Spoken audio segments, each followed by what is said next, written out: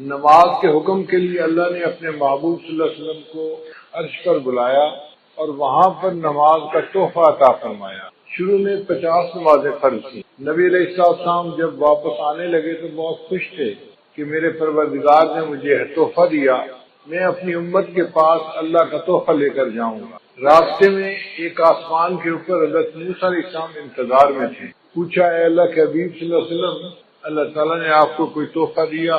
فرمایا 50 نمازوں کا۔ تو انہوں نے کہا، اے اللہ کے محبوب صلی اللہ علیہ وسلم، میری امت پر چند نمازیں فرض تھیں اور ان کے لیے وہ پڑھنی بھی مشکل ہو گئی تھی۔ 50 نمازیں تو بہت زیادہ ہیں، آپ اللہ تعالیٰ سے عرض کریں کہ اللہ اس کو کم کر دیں۔ تو نبی علیہ السلام پھر اوپر عرش پر تشریف لے گئے۔ اللہ تعالیٰ نے 5 نمازیں کم کر دیں، 45 ہو گئیں۔ پھر دوبارہ موسیٰ علیہ السلام نے کہا کہ نبی علیہ السلام نے دوسری مرتبہ عرض کیا تو 40 ہو گئی۔ غرض 9 مرتبہ اوپر نیچے جانا ہوا اور 45 نمازیں معاف ہو گئیں اور 5 نمازیں رہ گئیں۔ پھر نبی علیہ السلام نے فرمایا موسیٰ علیہ السلام کو کہ اب مجھے اللہ کے سامنے جاتے ہوئے حیا آتی ہے، شرم آتی ہے۔ 5 نمازیں تو ہیں، میری امت 5 نمازیں پڑھ لے گی، مگر اللہ نے فرمایا کہ میرے محبوب صلی اللہ علیہ وسلم آپ کی امت 5 نمازیں پڑھے گی، ہم ان کے نام اعمال میں 50 نمازوں کا ثواب لکھیں گے۔ من جاء بالحسنۃ فلہ عشر امثالھا، اللہ تعالیٰ نے 10 گنا اجر دینے کا وعدہ فرمایا۔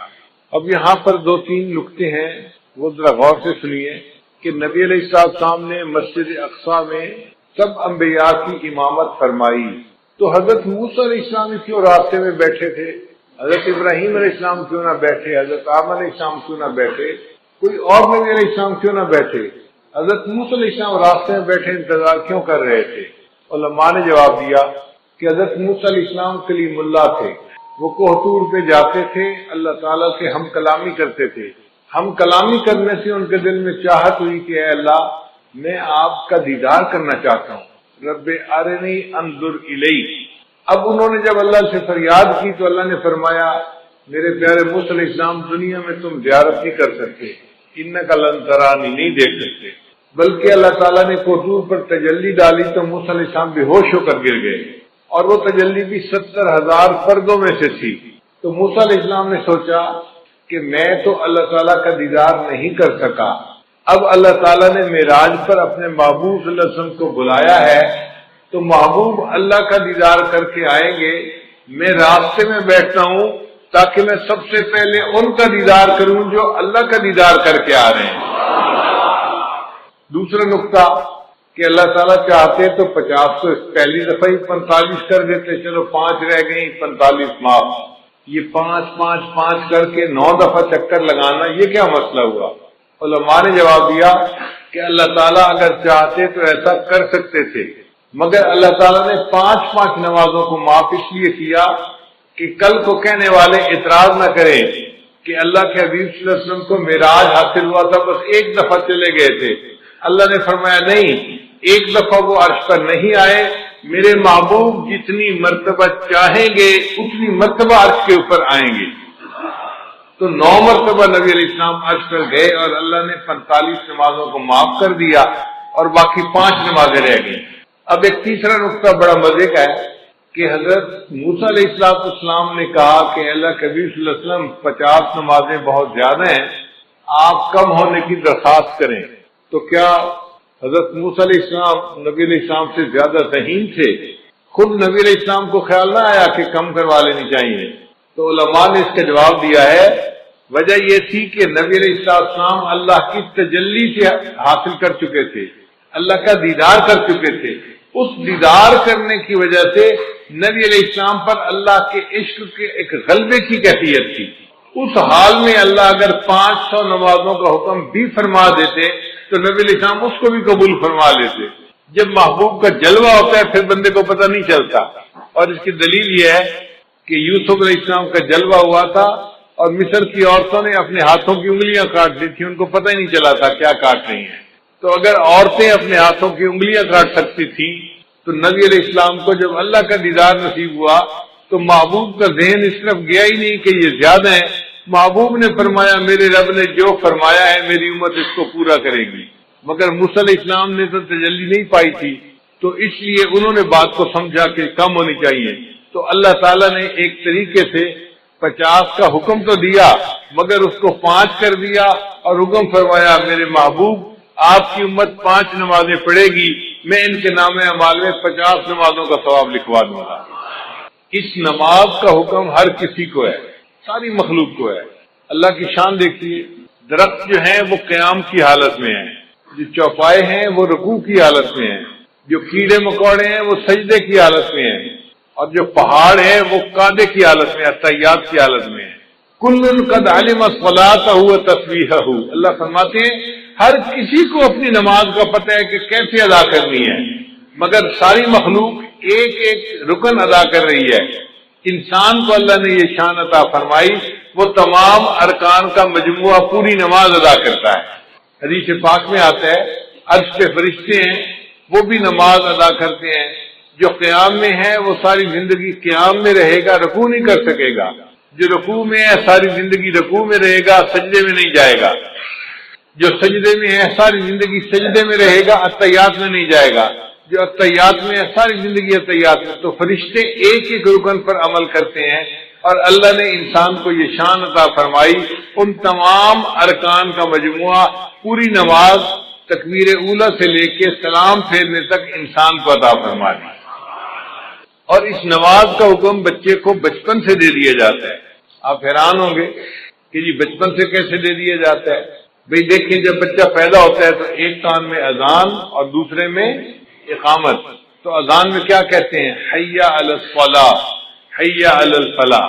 تو نماز کے لیے بلایا نا بچے کو، تو اذان دینے کے کئی فوائد ہیں۔ ایک تو اللہ کا نام اس کے دماغ میں پہنچایا، بچے کے دماغ میں، دوسرا اس کو نماز کا حکم بھی فرمایا، اور تیسرا اس کو یہ بھی بتا دیا کہ اے بچے تیری زندگی کی اذان بھی ہو چکی، اقامت بھی ہو چکی، اب جب نماز پڑھنے میں تھوڑا سا وقت باقی ہوتا ہے، اتنا تیری زندگی ہے، اس زندگی کو تو گزارے گا تو تیری نماز جنازہ کھڑی ہو جائے گی۔ اور حکم نماز اس کا بھی جو ہے نا وہ صراحت ہے۔ دیکھیے اللہ تعالیٰ نے حضرت عیسیٰ علیہ السلام کو فرمایا تھا کہ آپ اپنی والدہ کی گواہی دیں، تو عیسیٰ علیہ السلام نے کہا تھا انی عبد اللہ آتانی الکتاب وجعلنی نبیا وجعلنی مبارکا اینما کنت واوصانی بالصلاۃ والزکاۃ۔ تو دیکھو بچہ ہے کہہ رہا ہے کہ اللہ نے مجھے حکم دیا نماز کا، تو بچپن میں ہی گویا نماز کا حکم مل جاتا ہے بچے کو۔ پڑھنی تو ہوتی ہے جب وہ بالغ ہوگا، فرض اس وقت ہوگی، حکم پہلے سے دے دیا جاتا ہے اس کی اہمیت کی وجہ سے۔ یہ نماز اتنی اہم ہے۔ یہ ایسے ہی ہے، بچہ چھوٹا ہوتا ہے، ماں باپ بچپن میں کہہ دیتے ہیں بیٹا ہم نے تجھے حافظ بنانا ہے، ہم نے تجھے عالم بنانا ہے، تجھے انجینئر بنانا ہے، ڈاکٹر بنانا ہے، ہم نے تجھے پائلٹ بنانا ہے۔ اب وہ چھوٹا سا بچہ ہے لیکن پائلٹ بننے کے لیے اس کو اسی وقت سے کہنا شروع کر دیتے ہیں، اہمیت کی وجہ سے۔ اسی طرح نماز کے لیے بچپن میں ہی کہہ دیا گیا، اگرچہ نماز فرض تو ہونی تھی جب اس نے جوان ہونا تھا۔ صلاۃ عربی کا لفظ ہے، اور اس کے جو حروف اصلی ہیں وہ 3 ہیں، صاد، لام اور الف، صلاۃ۔ اور جس لفظ کے یہ حروف ہوں اس کے 3 معنی ہوتے ہیں، ایک ہوتا ہے دعا کرنا، دوسرا ہوتا ہے تعظیم کرنا، اور تیسرا ہوتا ہے ٹیڑھے پن کو ٹھیک کرنا۔ تو نماز میں یہ تینوں صفات پائی جاتی ہیں۔ نماز میں تعظیم الہی بھی ہے۔ آپ دیکھیں تعظیم کے 4 طریقے ہوتے ہیں، کسی کو دیکھ کے ادب سے کھڑا ہو جائے، کسی کو دیکھ کے اس کے سامنے جھک جائے، کسی کو دیکھ کے اس کے پاؤں کے اوپر جو ہے وہ جا پڑے، یا کسی کو دیکھے تو اٹھ کے بیٹھ جائے۔ تو 4 طریقے تھے، اللہ نے نماز میں چاروں طریقے مکمل کر دیے۔ تو نماز میں تعظیم بدرجہ اتم موجود ہے۔ دوسرا ہوتا ہے کہ دعا کرنا، نماز میں دعا موجود ہے، ہم پڑھتے ہیں رب اجعلنی مقیم الصلاۃ ومن ذریتی، یہ دعا ہے جو ہم نماز میں مانگ رہے ہوتے ہیں۔ اور تیسرا معنی ہے ٹیڑھے پن کو ٹھیک کرنا، تو جیسے آگ کے ذریعے سے بانس اگر ٹیڑھا ہو تو اس کو سیدھا کر لیا جاتا ہے، اسی طرح نماز بھی اپنے نور کی گرمی سے انسان کے ٹیڑھے اخلاق کو ٹھیک کر دیتی ہے، انسان کو نیک بنا دیتی ہے۔ اب ایک نقطہ اور بھی ہے کہ 5 نمازیں اللہ نے کیوں بنائی؟ 7 بن جاتی، 3 بن جاتی، 10 بن جاتی، 5 کیوں؟ علماء نے اس کا خوبصورت جواب دیا. وہ فرماتے ہیں کہ اللہ تعالیٰ نے ہر انسان کو 5 حواس عطا فرمائے ہیں، 5 جن کو حواس خمسہ کہتے ہیں. چھوٹے بچے سکولوں میں پڑھتے بھی ہیں. وہ 5 حواس کون سے ہیں؟ دیکھنا، سننا، سونگھنا، چھونا اور چکھنا. یہ 5 حواس ہیں جو اللہ نے ہر بندے کو عطا فرمائے ہیں، اور 5 حواس پر شکریہ ادا کرنے کے بدلے اللہ نے ان پر 5 نمازیں فرض فرما دی. جو 5 نمازیں پڑھتا ہے وہ گویا 5 حواس کا شکریہ ادا کر رہا ہوتا ہے. بعض علماء نے کہا کہ 5 نعمتیں بنیادی ہیں: کھانا، پینا، کپڑا، مکان، بیوی. اب یہ ہر بندے کو ان کی ضرورت ہوتی ہے، تو اللہ نے 5 نمازیں اس لیے فرض ادا فرمائی کہ میرے بندے 5 نمازیں پڑھنے سے تم 5 نعمتوں کا شکر ادا کرنے والے بن جاؤ گے. بعض علماء نے لکھا کہ 5 مصیبتیں ہیں جن میں سے ہر بندے نے گزرنا ہے.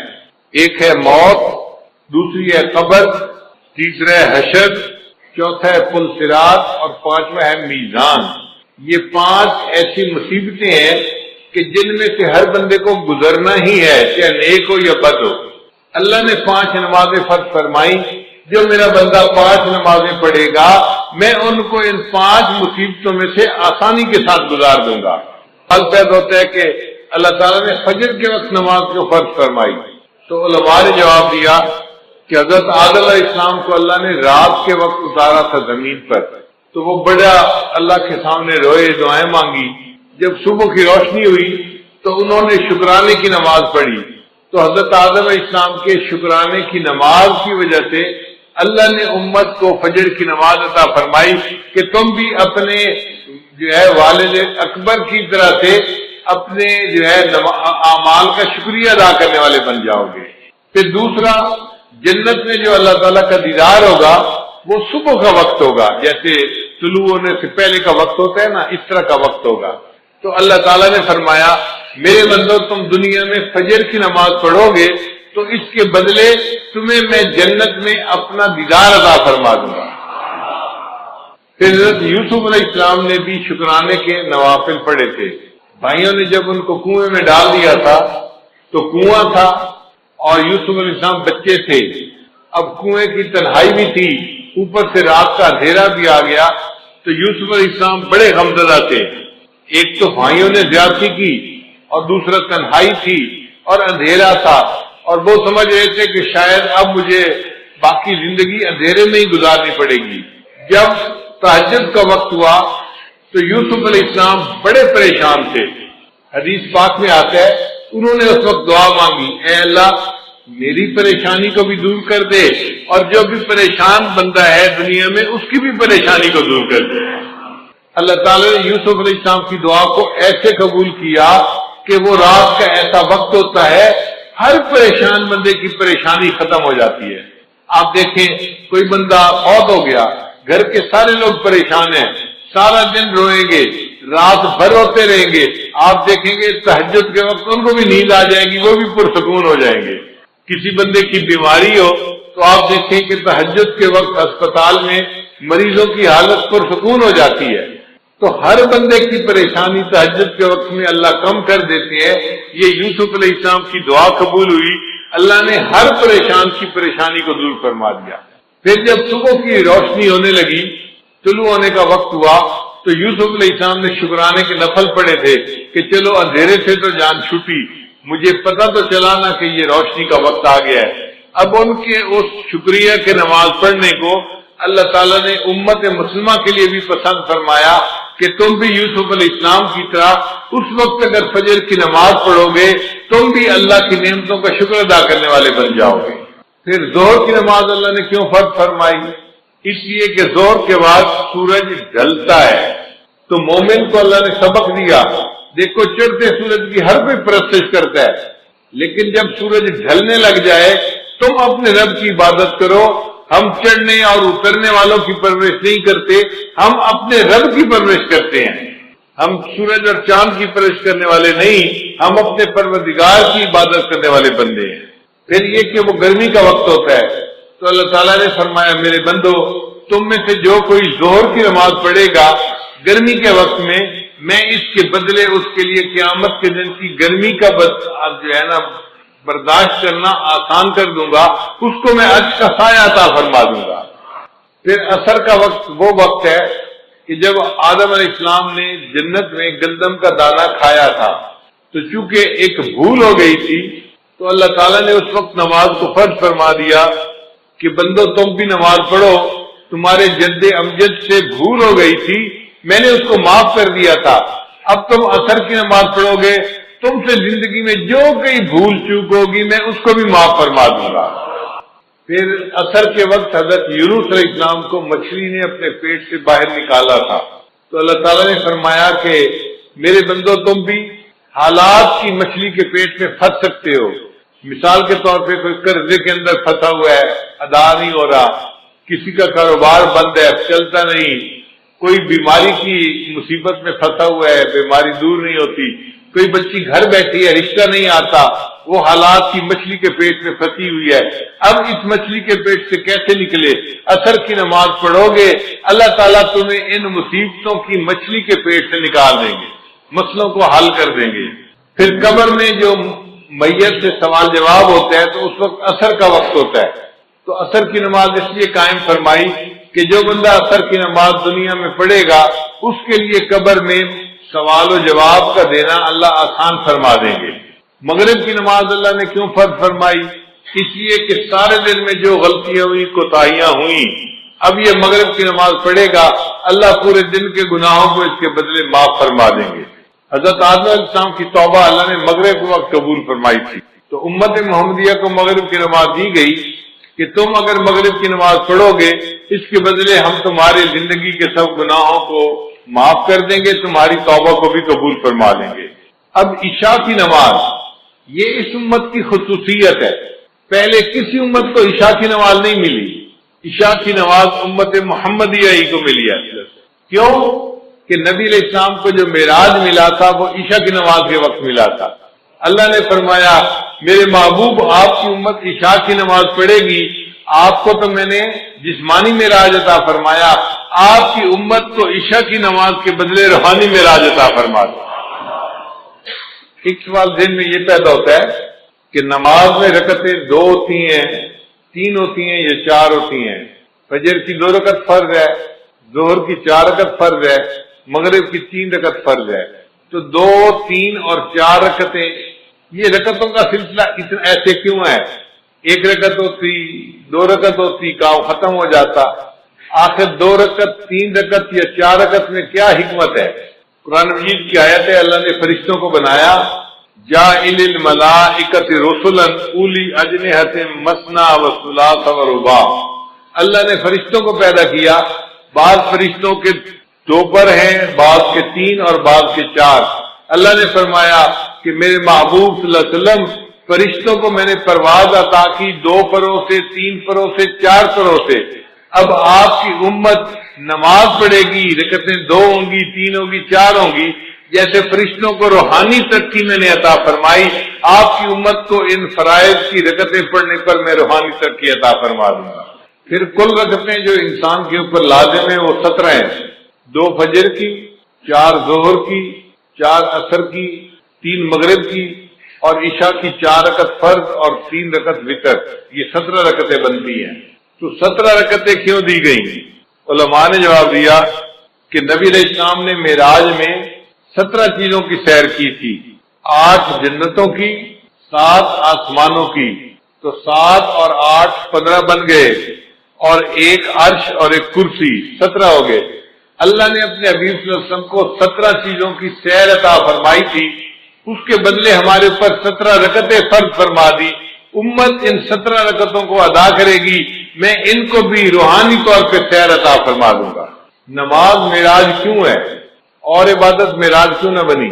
اس لیے کہ نماز میں مومن اپنا سر سجدے میں اتنا جھکاتا ہے کہ انتہا ہو جاتی ہے۔ اسی لیے اگر کہیں گھاس والی جگہ ہو اور نماز پڑھنی پڑے تو بندہ اگر گھاس کے اوپر پیشانی لگا کے اٹھا لے تو سجدہ نہیں ہوتا، یا کوئی فوم کا گدا ہو اور بندہ اوپر پیشانی لگا کے اٹھا لے تو سجدہ ادا نہیں ہوتا۔ سجدے کے لیے ضروری ہے کہ اتنا سر جھکائے کہ نیچے سے زمین کی سختی محسوس ہونے لگ جائے. جب سختی نیچے سے محسوس ہوگی، اب سر نیچے جا ہی نہیں سکتا، تب سجدہ مکمل ہوگا. اللہ نے فرمایا میرے بندے تو نے سجدہ کرنے میں اپنے سر کو جھکانے کی انتہا کر دی، اس حالت میں میرے بندے میں نے تجھے اٹھانے کی انتہا کر دی، میں نے تجھے معراج عطا فرما دیا. اس لیے سجدے کی حالت میں مومن معراج کی حالت میں ہوتا ہے. اب ایک اہم سوال کہ نماز میں سورہ فاتحہ پڑھنی کیوں ضروری ہے؟ نبی اسلام نے ارشاد فرمایا ان الصلاۃ تنہا، نبی اسلام نے فرمایا لا صلاۃ الا بفاتحۃ الکتاب، کہ سورہ فاتحہ پڑھے بغیر نماز نہیں ہوتی. علماء نے لکھا ہے کہ فاتحہ پڑھنی ضروری ہے. اگر کسی بندے نے نماز میں فاتحہ پڑھ لی تو باقی کچھ بھی نہیں پڑھا، اس کی نماز ہو جائے گی. فاتحہ نہیں پڑھی تو نماز نہیں ہوتی. نماز فاتحہ پڑھنی ضروری. اتنی اہمیت کیوں ہے؟ اس کی وجہ ہے وہ ذرا سمجھ لیجئے کہ اللہ تعالیٰ نے جتنی آسمانی کتابوں میں اپنے معارف کو اتارا، اس سب معارف کو اللہ نے قرآن مجید میں اتار دیا. پھر قرآن مجید میں اللہ نے جو کچھ نازل فرمایا اس کو اللہ نے سورہ بقرہ میں نازل کر دیا. پھر اللہ نے سورہ بقرہ میں جو کچھ نازل فرمایا اس کو سورہ فاتحہ میں نازل فرما دیا. اس لیے سورہ فاتحہ کو فاتحہ کہتے ہیں. یہ اوپننگ چیپٹر ہے قرآن مجید کا، اس کو باب القرآن کہتے ہیں. یہ قرآن پاک کا دروازہ ہے، یعنی پورے قرآن میں جو مضامین تھے وہ سارے کے سارے سورہ بقرہ میں آ گئے، سورہ فاتحہ میں آ گئے. ذرا اس پر غور کر لیجئے کہ سورہ فاتحہ میں کیسے آ گئے.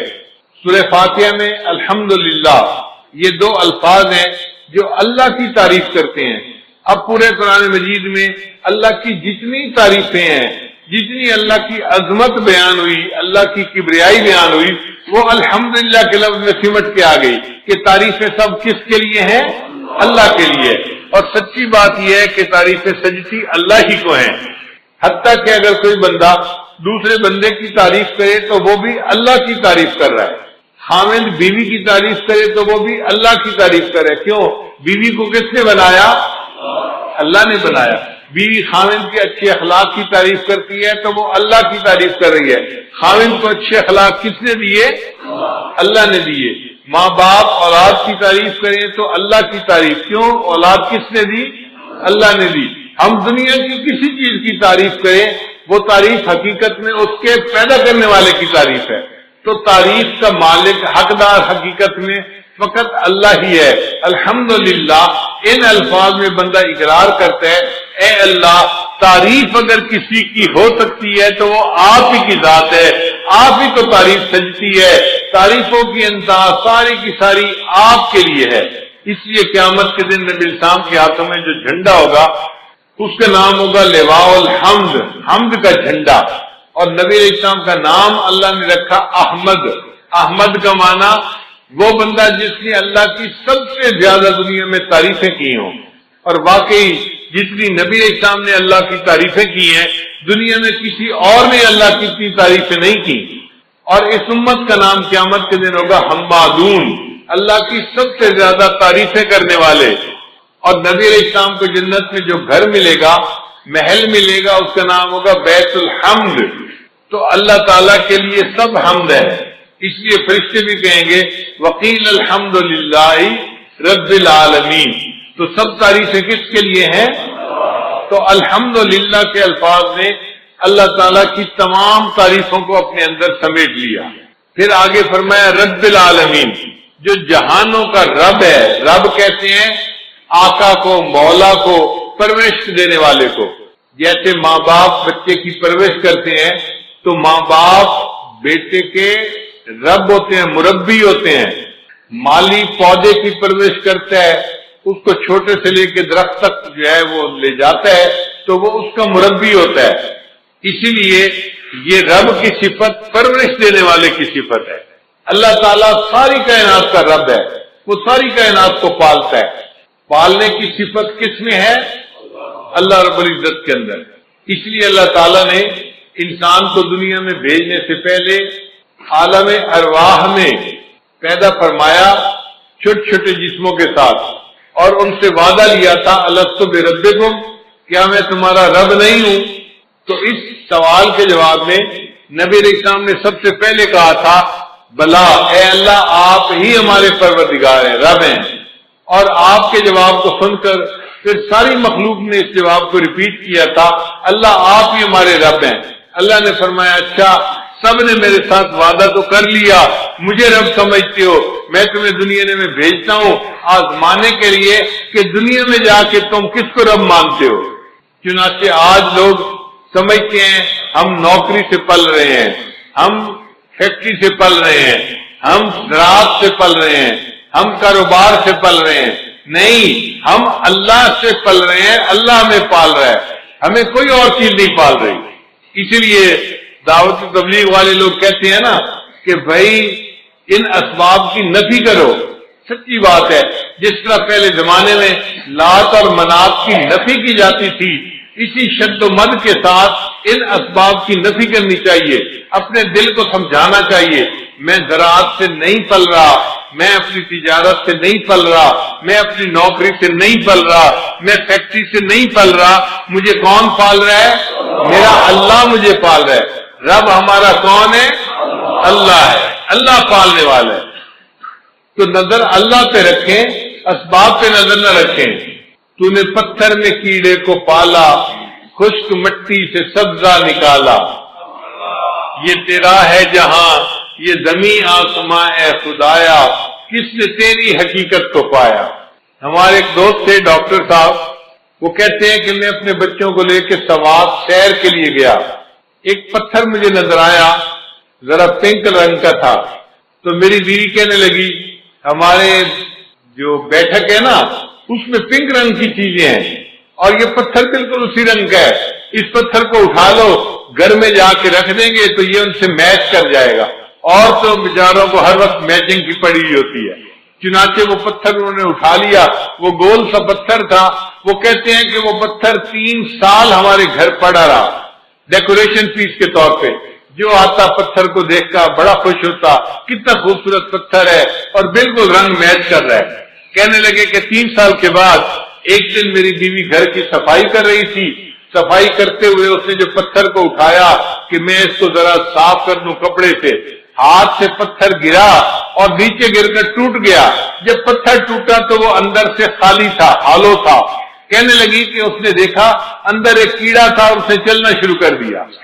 3 سال وہ پتھر ہمارے گھر میں رہا اور اللہ نے اس بند پتھر کے اندر اس کیڑے کو پال کے دکھا دیا۔ تو جو پروردگار مخلوق کو رزق دیتا ہے، پالتا ہے، اس پروردگار ہی کے لیے تعریفیں ہیں۔ تو رب العالمین کے لیے لفظ سے گویا ہم نے اتنی بڑی بات کو تسلیم کر لیا کہ ہمارا رب کون ہے، اور وہ ایک بندے کا رب نہیں ہے یا انسانوں کا رب نہیں ہے، وہ جہانوں کا رب ہے۔ جو مخلوق ہے جہاں بھی ہے سب کا رب وہی ہے۔ اسی لیے قرآن مجید کو الحمدللہ رب العالمین سے شروع کیا اور آخر پہ جا کے ختم کہاں کیا؟ قل اعوذ برب الناس ملک الناس۔ تو رب کے لفظ پہ جا کے قرآن مجید کو ختم بھی کیا۔ اور انسان جب دنیا سے جائے گا قبر میں تو فرشتے آ کے جو پہلا سوال پوچھیں گے وہ سوال ہوگا من ربک، تیرا رب کون ہے؟ تو دنیا میں کیا ایمان بنا کے آیا، کیا سیکھ کے آیا، بتا تیرا رب کون ہے؟ جو اللہ پہ توکل کرتا ہوگا وہ کہے گا ربی اللہ، میرا رب اللہ ہے۔ اور جس نے دنیا میں محنت کی ہوگی وہ کہے گا ہے ہاتھ لا ادری، مجھے نہیں پتا میرا رب کون ہے، پھر اس کی پٹائی ہوگی۔ اس لیے یہ رب کے سبق کو ہم نے اچھی طرح یاد کرنا ہے تاکہ قبر میں بھی سوال کا جواب دینا آسان ہو جائے، اور قیامت کے دن بھی انسان اپنے رب کے سامنے کھڑے ہوں گے۔ یوم یقوم الناس لرب العالمین، انسان اپنے رب کے سامنے کھڑے ہوں گے۔ تو رب العالمین کے لفظ نے اللہ کی ربوبیت کو کے مضمون کو اپنے اندر سمیٹ لیا۔ اب ربوبیت قاہرانہ بھی ہوتی ہے اور ربوبیت راحمانہ بھی ہوتی ہے۔ باپ بھی مربی ہوتا ہے مگر روب ہوتا ہے، جلال ہوتا ہے، تھپڑ بھی لگا دیتا ہے بچے کے، سختی کرتا ہے۔ اور ماں میں بھی جو ہے یہ ربوبیت ہوتی ہے، مربیانہ صفت ہوتی ہے مگر رحمت والی ہوتی ہے۔ ماں محبت سے بچے کی پرورش کرتی ہے۔ اب اللہ تعالیٰ اس کائنات کے رب ہیں تو ان کی ربوبیت کیسی ہے؟ فرمایا الرحمن الرحیم، رحمت والی ربوبیت ہے اللہ کی، وہ رحمت کی ربوبیت سے پوری کائنات کی پرورش فرما رہا ہے۔ اب رحمان اور رحیم دو لفظ ہیں۔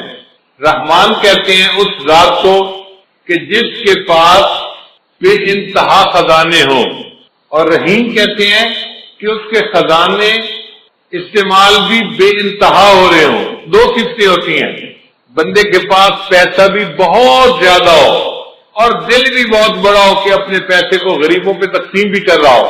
کئی مرتبہ بندہ سخی تو بڑا ہوتا ہے، پیسے ایک ڈھیلا پیسے کا نہیں ہوتا، اس کی سخاوت کس کام کی؟ یا بندے کے پاس پیسہ تو بہت ہوتا ہے، خرچ کرنے کی صفت نہیں ہوتی تو پیسہ کس کام کا؟ مزہ تو تب ہے کہ پیسہ ہو بھی بہت زیادہ اور خرچ کرنے کی عادت بھی خوب ہوتی۔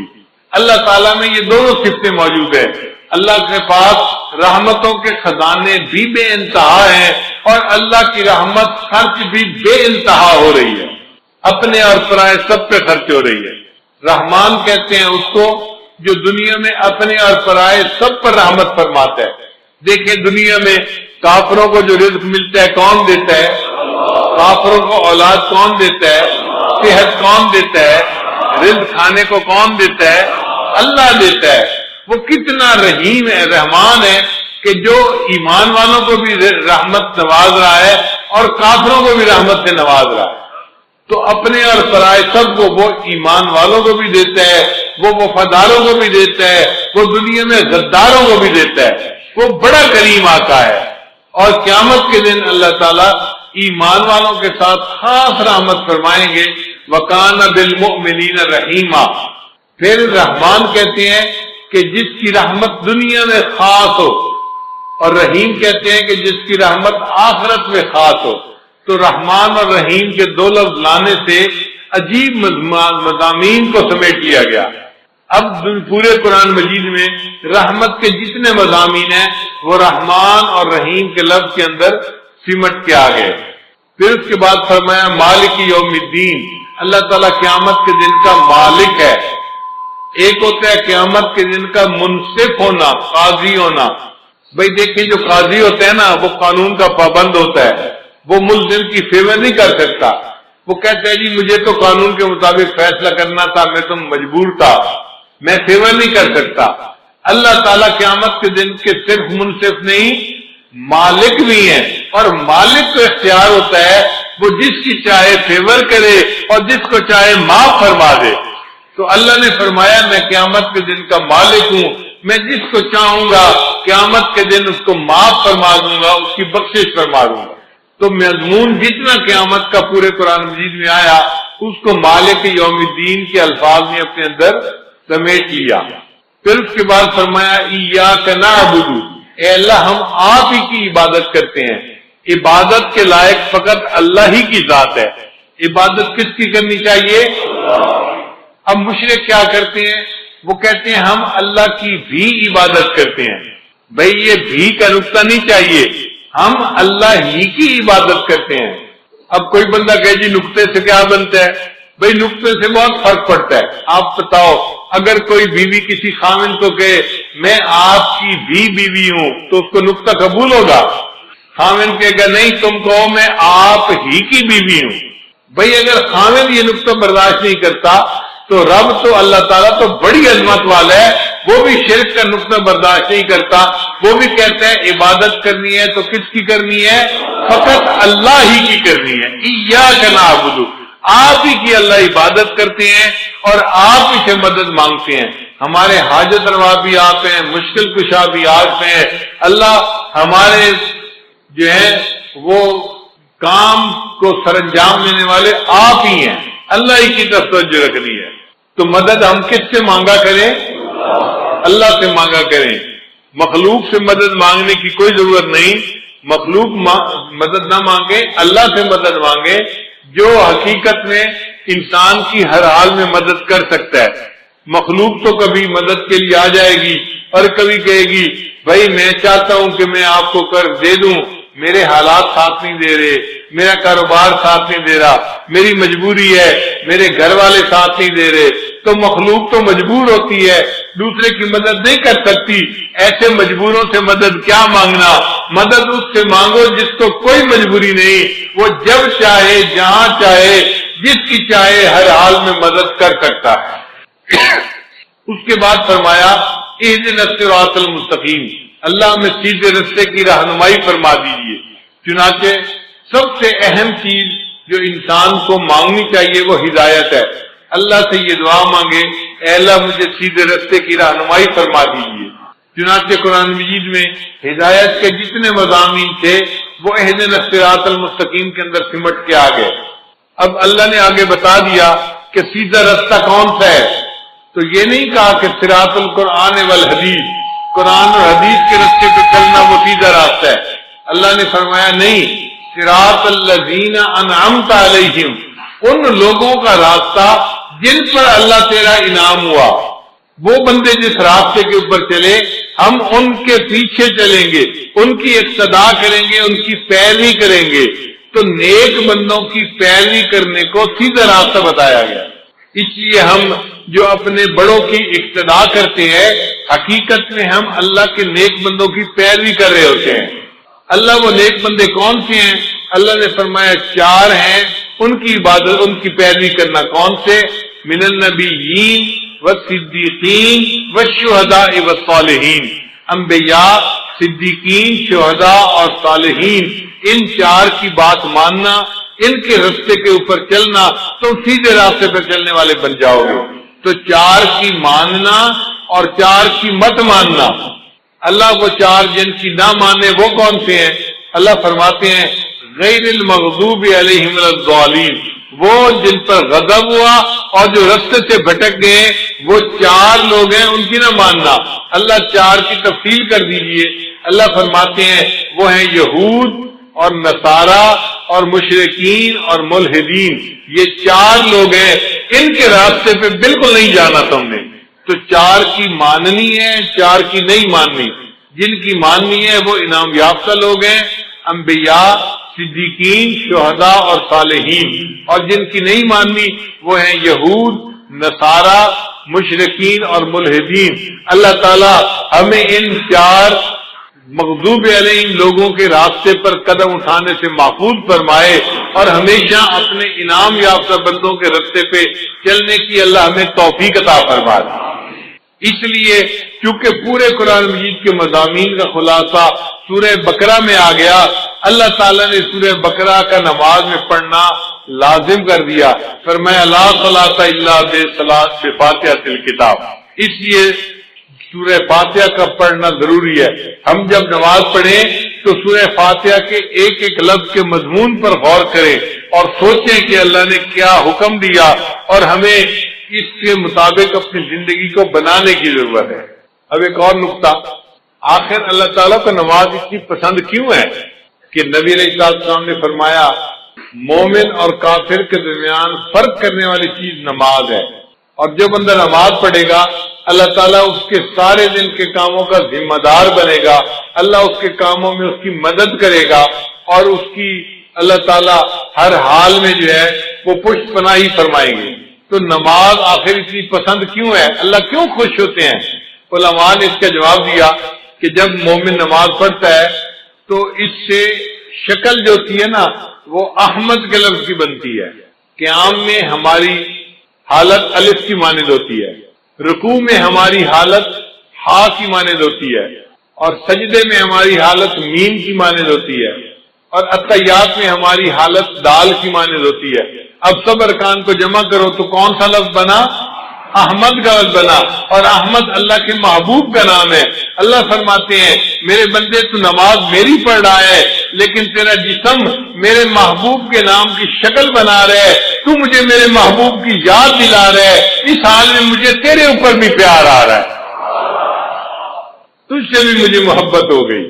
پھر سجدہ جو ہے نا یہ نماز کے اندر سب سے اہم پوزیشن ہے کہ بندہ اپنی پیشانی اللہ کے سجدہ فنا کی مانند ہے اور سجدے سے اٹھنا بقا کی مانند ہے۔